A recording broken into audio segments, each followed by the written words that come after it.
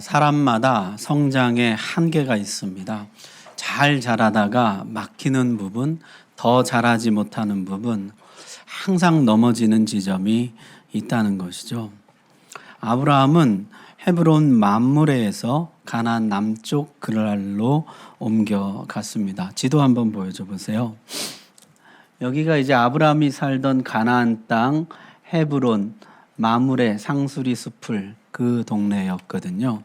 여기에서 흉년 때문인지 무슨 이유 때문인지는 모르지만은 남쪽으로 그랄 지방으로 옮겨가게 되었습니다. 이 그랄이라는 도시는요, 이 가나안과 이 아래 애굽과의 경계에 있는 도시였습니다. 정확히 왜 밑으로 내려갔는지 성경이 기록하지 않기 때문에 이유는 알 수 없지만은 아브라함은 이제 넘지 말아야 할 선은 넘지 않습니다. 애굽으로 내려가지 않고 가나안 땅 최남단에 머물러 있었다는 것이죠. 자, 그런데 문제는 아브라함이 여기서도 평소에 하던 대로 아내 사라를 누이라고 소개했고 그랄 왕 아비멜렉이 그 말을 듣고 사라를 데려갔다는 것입니다. 이 이야기는 좀 당황스럽습니다. 이때 사라의 나이가 89세예요. 사라가 127세에 죽었으니까요. 물론 아브라함이 173세에 죽으니까 조금 일찍 죽은 편이에요, 그때는. 그래서 요즘 나이로 따져도 이게 아무리 젊게 봐도 40대 후반, 50대 초반이거든요. 50대 초반 여성이 얼마나 미인이길래 그렇게 가는 곳마다 왕들이 대시를 했을까요? 요새 말로 초절정 미인이었던 것이죠. 성경에 3대 미녀가 있는데 사라하고 라헬하고 에스더라 그래요.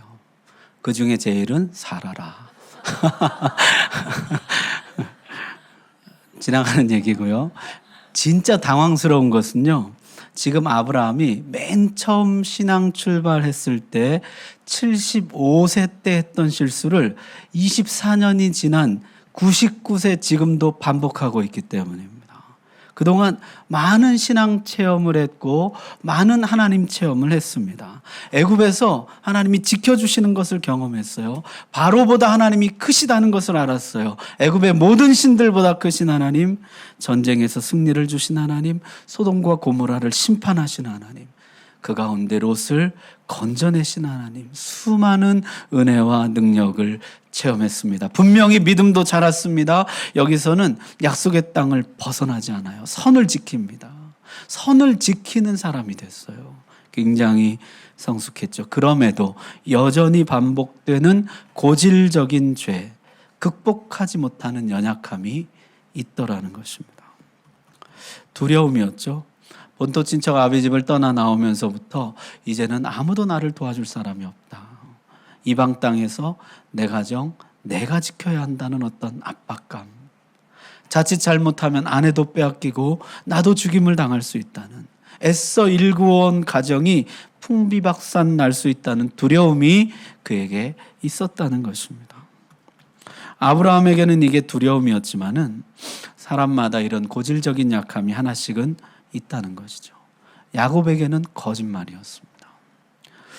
어느 정도 믿음이 자라났는데도 문제만 생기면 거짓과 속임수로 문제를 해결하려고 합니다. 충분히 성숙했어요, 이제. 그럼에도 항상 문제 해결 방식을 거짓과 속임수를 선택하더라는 거예요. 예레미야에게는 우울증이었죠. 하나님께 소망을 두면서도 자꾸만 슬픈 마음이 들고 기분이 가라앉고 침체되고 다 손을 놓아버리고 싶은 마음이 늘 그를 괴롭혔습니다. 하나님을 안 믿는 게 아니에요. 하나님께 소망을 두지 않은 것이 아니에요. 그럼에도 불구하고 늘 그 마음이 그를 힘들게 했다는 것이죠. 여러분은 어떠세요? 나의 고질적인 연약함은 무엇입니까? 믿음과 상관없이 고질적인 연약함들이 다 있어요. 어떤 사람은요, 믿음도 좋고 다 괜찮은데 게을러요. 잠이 많아요. 하나님 사랑하는 자에게 잠을 주신다는 확신 가운데 믿음 생활하는 분들. 어떤 사람은 돈 욕심이 너무 많아요. 남의 돈을 내 돈같이 씁니다. 어떤 사람은 화를 너무 잘 내요. 어떤 사람은 세상 모든 여성에게 친절합니다. 어떤 사람은 너무 비판적이고 냉소적이에요. 신앙 수준, 믿음 정도와 무관하게 사람마다 각자 지닌 고질적인 약함들이 있더라는 것이에요. 자, 이런 건 어떻게 해야 될까요? 하나님이 개입하십니다. 그 밤에 아비멜렉의 꿈에 나타나십니다.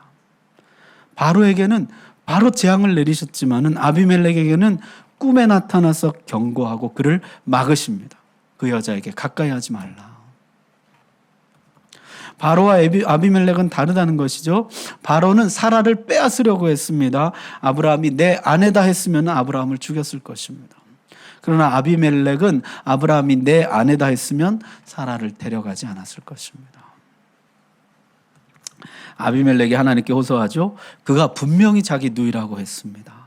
사라도 아브라함이 자기 오라비라고 말했습니다. 정말 부부인 줄 몰랐습니다. 유부녀인 줄 몰랐습니다. 나는 온전한 마음과 깨끗한 손으로 이렇게 했습니다. 그랬더니 하나님이 나도 안다. 그래서 내가 너를 막아 범죄하지 않게 하려는 것이다. 그렇게 말씀하셨어요. 하나님 말씀 보십시오. 3절 보십시오. 꿈이 이렇게 시작됩니다. 그 밤에 하나님이 아비멜렉에게 현몽하시고 그에게 이르시되 내가 데려간 이 여인으로 말미암아 내가 죽으리니 그는 남편이 있는 여자임이라. 7절에 이렇게 끝이 납니다. 이제 그 사람의 아내를 돌려보내라. 그는 선지자라. 그가 너를 위하여 기도하리니 내가 살려니와 내가 돌려보내지 아니하면 너와 내게 속한 자가 다 반드시 죽을 줄 알지니라.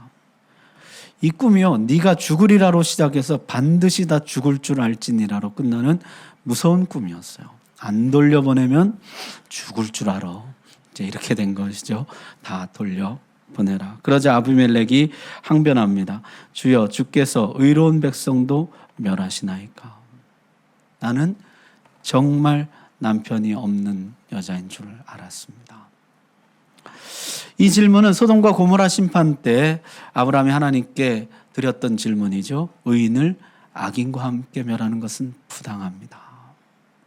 하나님 그렇게 하실 것입니까? 우리는 이미 그 답을 알고 있죠. 하나님은 의인과 악인을 반드시 구별하십니다. 그래서 내가 너를 막으려고 온 것이라. 그러면서 하나님 놀라운 말씀하십니다. 7절 다시 보십시오. 이제 그 사람의 아내를 돌려보내라.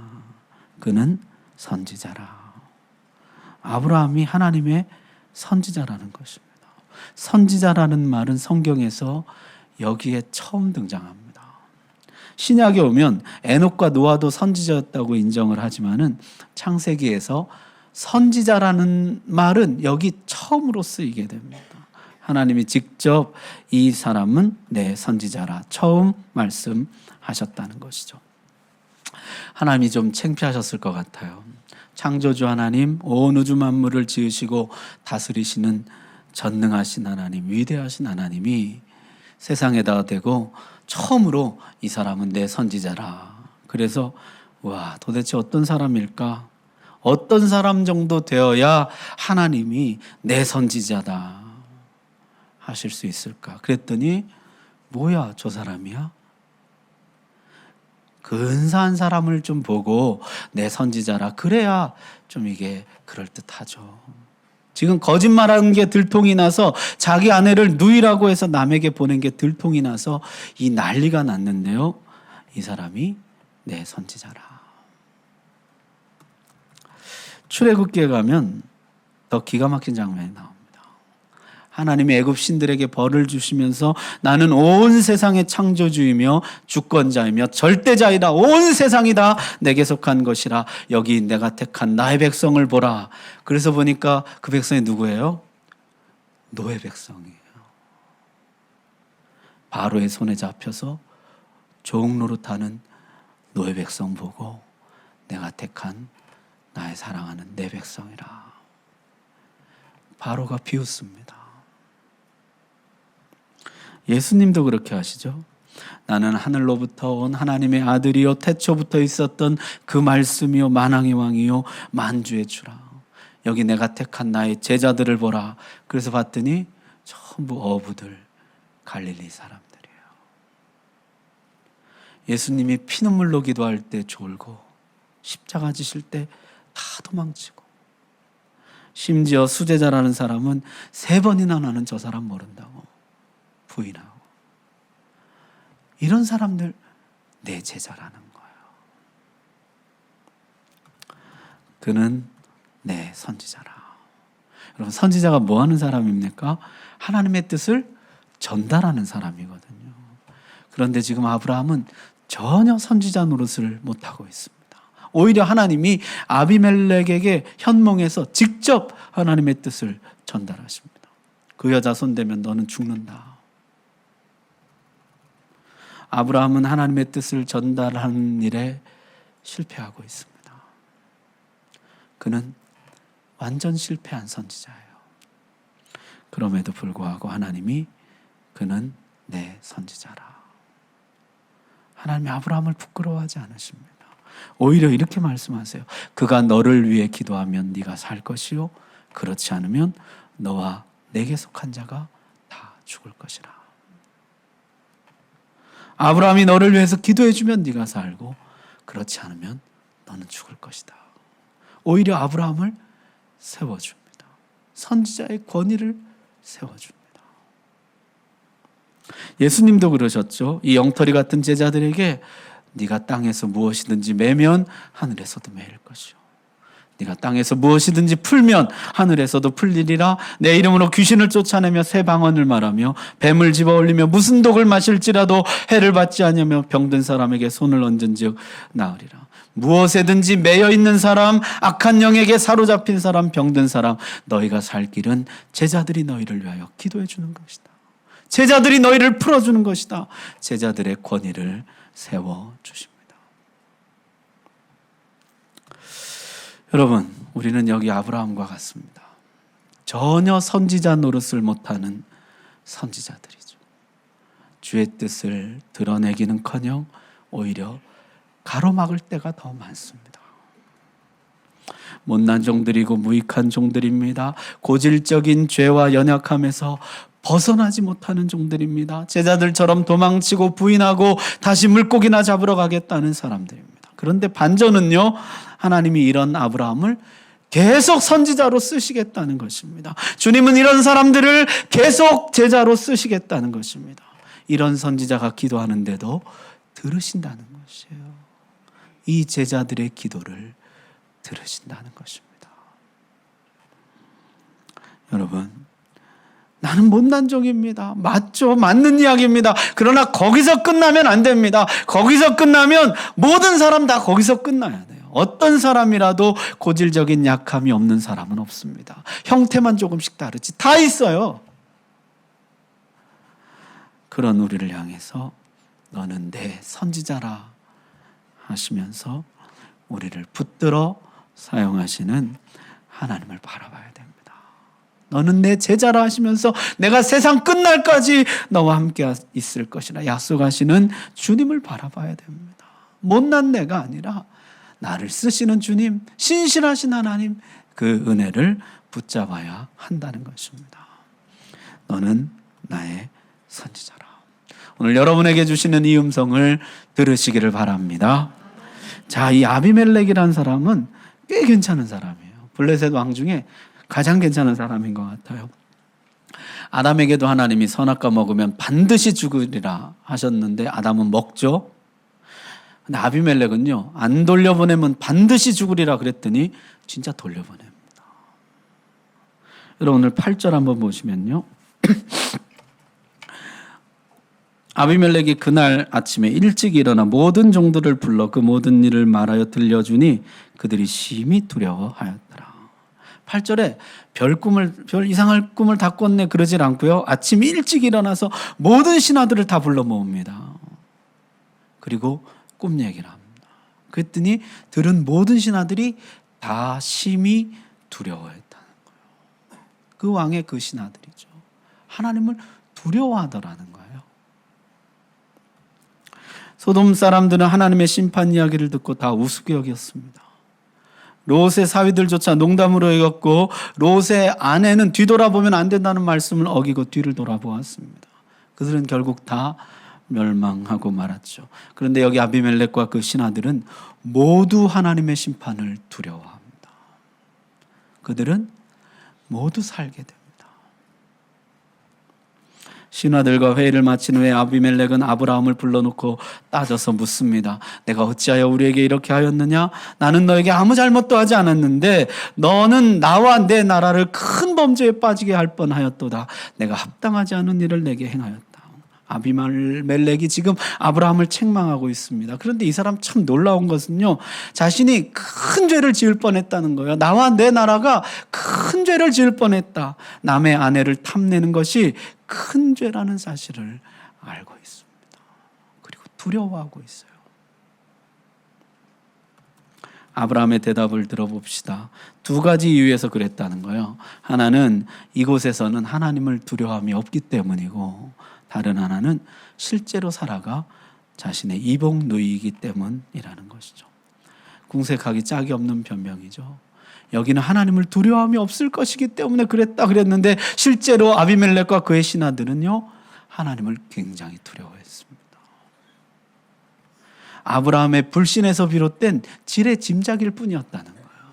저기는 아마 하나님 두려워하지 않을 거야. 하나님의 통치권이 미치지 못하는 곳은 없습니다. 또한 사라가 누이인 것도 사실이지만은 아내인 것이 더 중요한 사실이죠. 누이라는 말도 거짓말은 아니지 않습니까? 이것처럼 초라한 변명이 없다는 거예요. 아브라함의 대답은 초라한 변명이기는 하지만 사실이었죠. 적어도 악의적으로 아비멜렉은 속인 것은 아니라는 사실이 드러났습니다. 아비멜렉이 사라를 돌려보내죠. 사라를 돌려보내는데 조용히 덮지 않고 공개적으로 사과하고 잘못을 바로 잡습니다. 아브라함은 은밀하게 속였지만 아비멜렉은 공개적으로 이 일을 바로 잡습니다.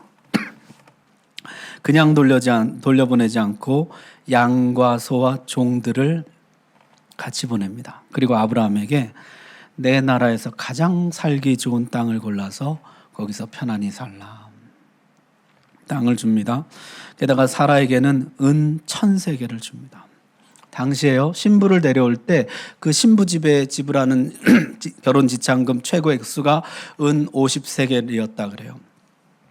당시 노동자 하루 임금이 0.5세겔이었다는 것입니다. 은 1000세겔은 엄청난 액수인 것이죠. 어떤 신학자가 계산한 걸 보니까요, 한 사람 노동자 167년간의 월급이라는 거예요. 이것은 사람들 앞에서 사라의 수치를 풀기 위한 것이라. 사람들 볼 때 사라가 두 남자의 아내가 되었습니다. 그런데 사라가 하루 만에 돌아왔고 아비멜렉이 하루 만에 은 1000세겔을 주었다는 것이요.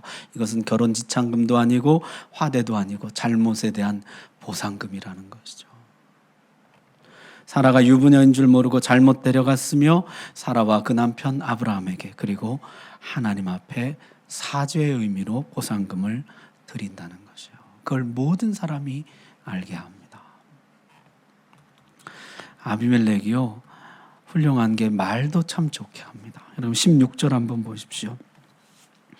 사라에게 이르되 내가 은 1000개를 내 오라비에게 주어서 그것으로 너와 함께한 여러 사람 앞에서 내 수치를 가리게 하였노니 내 일이 다 해결되었느니라.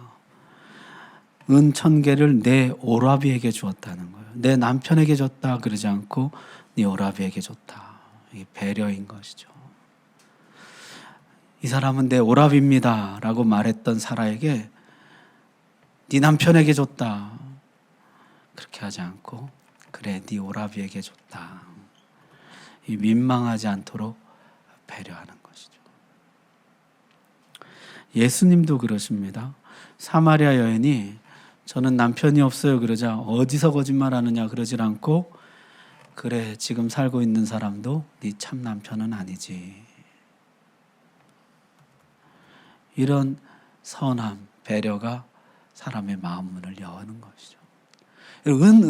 1,000세겔이 큰 돈이긴 하지만 그게 사라의 마음, 그 응어리진 마음을 녹이겠어요.